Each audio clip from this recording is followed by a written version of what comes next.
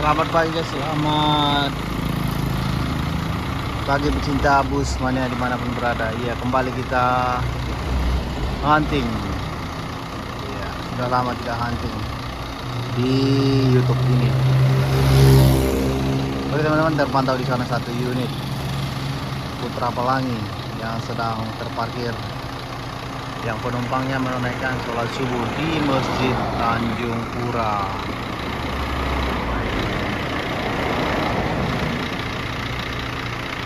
Iya. Nah, suasana pagi seperti ini teman,